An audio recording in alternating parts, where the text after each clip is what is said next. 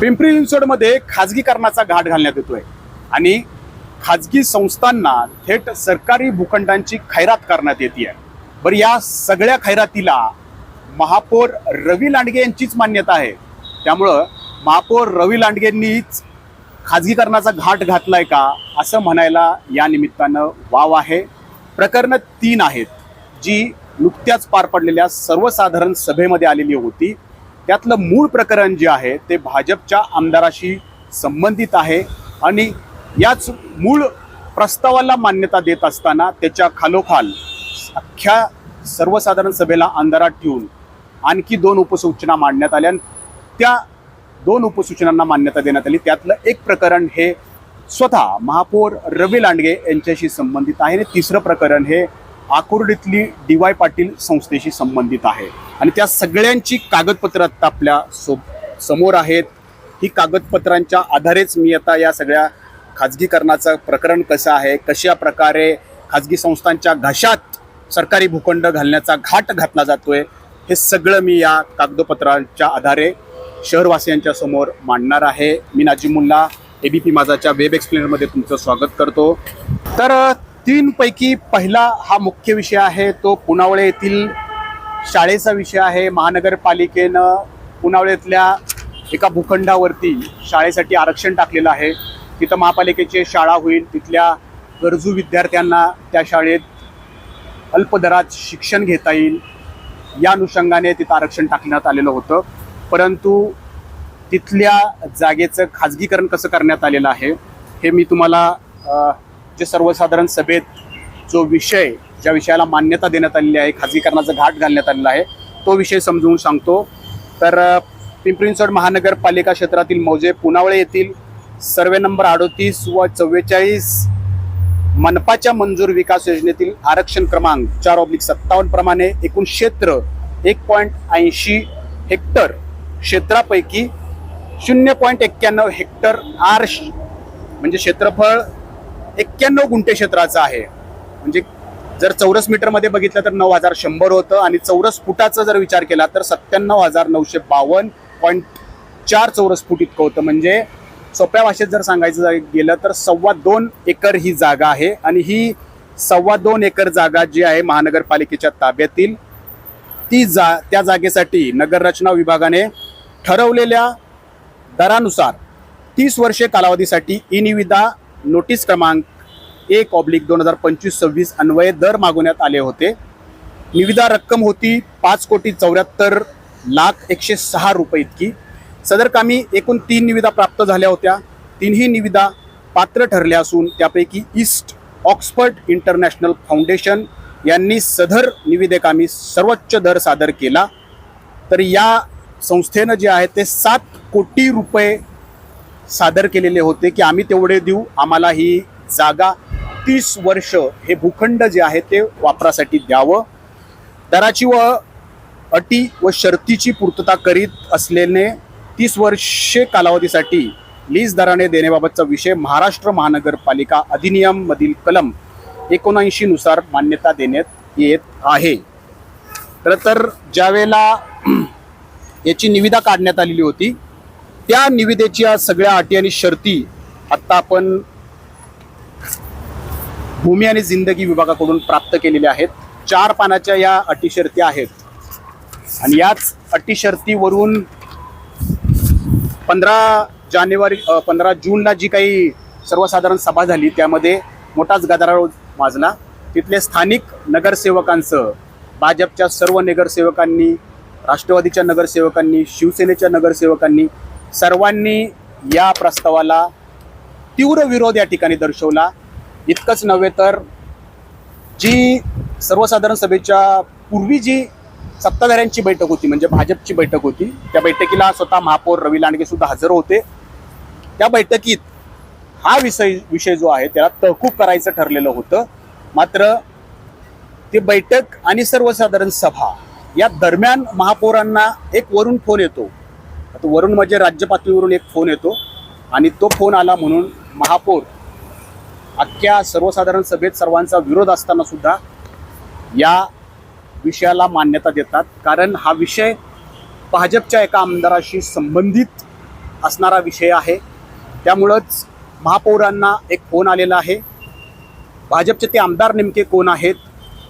Oxford, जी मी म्हणतोय की east Oxford international foundation, हे कुणाचं आहे? ह्याच्यासाठी भाजपचे एक आमदार का खटाटोप करतोय? कुणाचा त्यांनी महापौरांना फोन आला? कुणाला फोन करायला भाग पाडलं? हे सगळे प्रश्न या निमित्तानं उपस्थित झालेले आहेत. परंतु हा विषय मान्य करत असताना अटी आणि शर्तींवरती सुद्धा अनेकांनी ऑब्जेक्शन घेतलं. कारण कुठलीही संस्था असेल त्याला 15 वर्षाचा अनुभव असणं गरजेचं होतं अटी शर्तीमध्ये म्हटल्याप्रमाणे. परंतु एखादी निविदा जर काढली जाते आणि एखाद्या संस्थेला डोळे समोर ठेवूनच अटी शर्ती लागू केल्या जातात, हे आजचापर्यंतचा अनुभव आहे. त्यालाच रिंग जे आहे, ते रिंग जे म्हटलं जातं, ती अशा पद्धतीची रिंग असते. आणि तो त्यामध्ये अनुभव जे आहे तो संस्था चालकाकडे 15 वर्ष शाळा चालवण्याचा अनुभव असावं, असं या ठिकाणी म्हणलं. तर आत्तापर्यंत त्या संस्थेला 15 वर्षाचा अनुभव असावं अशा अटी आलेल्या होत्या. परंतु यावेळेला संस्था चालकाला 15 वर्षाचा अनुभव असावा अशी या ठिकाणी अट टाकण्यात आली. दुसरी महत्त्वाची गोष्ट म्हणजे कुठल्याही एखादा भूखंड जर निविदा प्रक्रियेमध्ये आणला जातो, तो भाडेकराराला द्यायचा असेल तर ती जागा 100% आपल्या ताब्यात असणं गरजेचं असतं. मुळातच 1.80 हेक्टर ही जागा आहे. त्यातली 0.91 हेक्टर म्हणजे 50% जागा जी आहे ती महापालिकेच्या ताब्यात आहे. किमान 80% जागा ताब्यात असणं गरजेचं असतं. त्याच वेळेला अशा प्रकारचा भाडेकरार जो आहे तो या ठिकाणी होऊ शकतो. मग नियमाला धरून जर हा प्रस्ताव नव्हता तर तो महापौरांनी प्रस्ताव मान्य का केला? कोणता तो भाजपचा आमदार आहे ज्याच्यासाठी हे सगळं घडतंय? हा सगळे प्रश्न उपस्थित आहेत. परंतु महापौरांनी या निमित्तानं खाजगीकरणाचा घाट घातला हे आपल्याला म्हणता येणार आहे. आणि हा मुख्य विषय मान्य करत असताना महापौरांनी 2 उपसूचना ज्या आहेत त्या सगळ्या सर्वसाधारण सभेला अंधारात ठेवून आणलेल्या होत्या, ऐनवेळी आणलेल्या होत्या. त्यामध्ये त्यांच्याशी संबंधित ही संस्था आहे, स्वतः महापौरांनी सुद्धा कबूल केलेलं आहे. तर ती उपसूचना काय आहे ती वाचतो मी. मौजे भोसरी येथील कासारवाडी येथील सार्वजनिक सुविधा क्षेत्र अश्वर विश्वज्ञान संकुल उभारण्यासाठी भाडेतत्वावर देण्याबाबत. महोदय, मौजे भोसरी कासारवाडी येथील सर्वे नंबर 432, 444/2 ते 6, 442/3 व 4, 451/2 तसेच सिटी सर्वे नंबर 2566 मधील सार्वजनिक सुविधा क्षेत्र अंदाजे 8,831.36 चौरस मीटर म्हणजे साधारण सोप्या भाषेत सांगायचं 2.25 एकरच्या आसपास ही सगळी क्षेत्र आहे, भूखंड आहे. येथे अक्षर विश्व या ज्ञान संकुलांतर्गत अत्याधुनिक आंतरराष्ट्रीय दर्जाचे ग्रंथालय, डिजिटल अभ्यासिका, स्पर्धा परीक्षा अध्ययन केंद्र, मराठी साहित्य परिषद कार्यालय, मनोमय कक्ष व इतर ज्ञानाधारित सुविधा उभारण्यास यापूर्वी महापालिका सभेनं मान्यता दिलेली आहे. सदर जागेवर उक्त प्रमाणे नमूद सुविधा उभारण्यास आनंद ग्राम सामाजिक सेवाभावी संस्था भोसरी, मी जे म्हणतोय भोसरी इथली म्हणजे ही महापौरांशी संबंधित संस्था आहे, स्वतः महापौरांनी सुद्धा याची कबुली दिलेली आहे, यांना महापालिकेच्या नियम व अटींच्या अधीन राहून नाममात्र भाडे आकारून 30 वर्षांच्या कालावधीसाठी भाडे तत्वावर देण्यात यावी. म्हणजे नाममात्र म्हणजे किती, त्याचा काहीच उल्लेख नाहीये. मग ते 1 रुपये असेल किंवा आणखी किती असेल काहीच सांगता येत नाही किती नेमकं आहे. तर याच विषयाचे महत्त्व लक्षात घेता सभावृत्तांताची वाट न पाहता, बघा, सभावृत्तांताची वाट न पाहता संबंधित विभागाने आवश्यक कारवाई करण्यास महापालिका सभेची मान्यता देण्यात आलेली आहे. आता केवळ तेवढंच नाहीये तर आपल्याकडं महापौर रवी लांडगे यांनी आयुक्तांना दिलेलं हे पत्र आहे 22 एप्रिल 2026ला. त्यात याच जागेचा उल्लेख आहे. मौजे चिंचवड व मौजे भोसरी येथील अम्युनिटी स्पेस जागा हस्तांतर व आवश्यक कारवाईबाबत. त्यातली अत्याधुनिक आंतरराष्ट्रीय दर्जाची लायब्ररी मौजे भोसरी कासारवाडी, जे मागाशी मी तुम्हाला सर्वे नंबर सांगितला, सिटी सर्वे नंबर सांगितला, तिथली 2.25 एकर जागेचा हा विषय आता मंजूर झालेला आहे. केवळ हाच विषय नाहीये तर महापौरांचा आणखी एका जागेवरती डोळा आहे. I2R ही जागा आहे, म्हणजे तिथं औद्योगिक वसाहत म्हणजे एखादी कंपनी जी आहे ती होती, त्या कंपनीनं महानगर ती रेसिडेन्शियल जागा केली आणि तो महापालिकेला ताबा मिळाला आहे. त्या जागांवरती महापौरांचा हा डोळा आहे. भोसरीतली तर झाली, आता चिंचवडमधली पण एक जागा आहे, तिथं त्यांना अत्याधुनिक स्किल युनिव्हर्सिटी करिता म्हणजे चिंचवड सिटी सर्वे नंबर 85-80 पैकी 1 व 2 तसेच 85-82 पैकी जागा, अंदाजे अम्युनिटी स्पेस क्षेत्र सुमारे 2127.31 चौरस मीटर, तसेच अतिरिक्त चटई क्षेत्र निर्देशकानुसार क्षेत्र. म्हणजे महापौरांना आणखी एक जागा त्यांच्या संस्थेसाठी हवी आहे. म्हणजे महापौर कशा पद्धतीनं खाजगीकरणाचा घाट घालतायत हे या 2 प्रकरणातून तुमच्या लक्षात आलेलंच असेल. आता तिसरं प्रकरण मी जसं म्हटलं ते आकुर्डीतलं DY पाटील संस्थेशी संबंधित आहे. त्याची उपसूचना काय होती? सेक्टर 27A आकुर्डी येथील डॉक्टर DY पाटील युनिटेक सोसायटी यांच्या भाडेपट्टा मुदतवाढीबाबत सेक्टर 27A आकुर्डी येथील महानगरपालिकेच्या मालकीच्या जागेवर डॉक्टर DY पाटील युनिटेक सोसायटी मार्फत शैक्षणिक संस्था चालवण्यात येत आहे. सदर जागेचा भाडेपट्टा सन 2002 मध्ये करण्यात आला असून संस्थेच्या नावात शासनाच्या आदेशानुसार बदल होऊन डॉक्टर DY पाटील युनिटेक सोसायटी असे नामांतर करण्यात आलेले आहे. तसेच संस्थेमार्फत सदर भाडेपट्टा पुढील 30 वर्षाच्या कालावधीसाठी नूतनीकरण करण्याची मागणी करण्यात आलेली आहे. सदर संस्थेमध्ये मोठ्या प्रमाणात विद्यार्थ्यांचे शिक्षण सुरू असून शैक्षणिक कार्यात कोणतीही अडचण निर्माण होऊ नये, तसेच संस्थेच्या मागणीचा सकारात्मक विचार करून लागू नियम अटी व शर्तीच्या अधीन राहून भाडेपट्ट्याची मुदत पुढील 30 वर्षासाठी वाढवण्यास महापालिकेची सभेची मान्यता देण्यात यावी. आता हा विषय जुना आहे, परंतु त्याचा भाडे करार आत्ता आपल्याकडे आहे. त्यात तुम्हाला कळेल की नेमकं काय करण्यात आलंय, महापौरांनी काय यामध्ये खाटाटोप केला, हे तुम्हाला हा करारनामा बघितल्यानंतर लक्षात येईल. हा करारनामा आहे जो महापालिकांनी DY पाटील संस्थेमध्ये झालेला आहे, 2002ला झालेला होता. ठीक आहे. यात काय म्हटलंय इथं आहे बघा. जागेचं क्षेत्रफळ किती आहे? 1250 चौरस मीटर. तपशील काय आहे? 12 खोल्या व वर्कशॉप सहित. ताबा दिनांक काय आहे? 5 जुलै 2002. आता किती वर्षासाठी झालेला होता? इथं लिहिलं आहे 30 वर्षासाठी.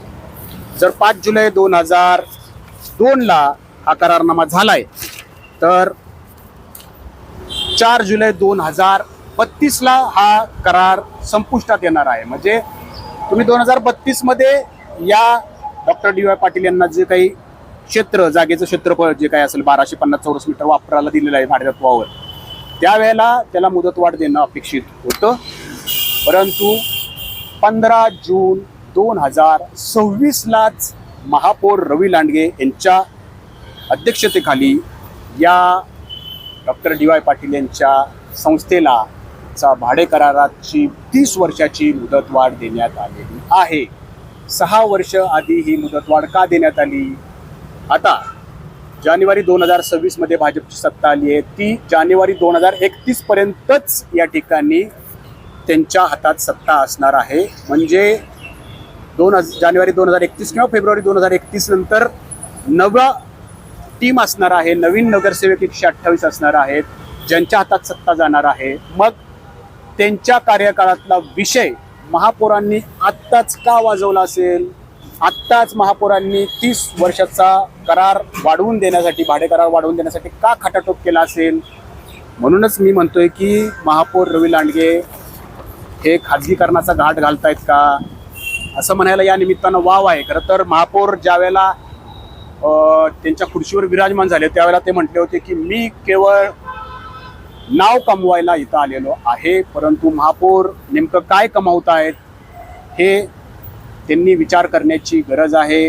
खरं तर याच महापौरांनी 2017 ते 2022 मध्ये ते नगरसेवक असताना त्यांच्याच भोसरीमध्ये खाजगीकरणाचा घाट घालण्यात आलेला होता रुग्णालयामध्ये, तो त्यांनी मोडीत काढला होता. तीव्र विरोध त्यांनी केलेला होता आणि आत्ताही ते म्हणाले होते महापौर झाल्यावर मी कुठलाही खाजगीकरणाचा घाट घालू देणार नाही.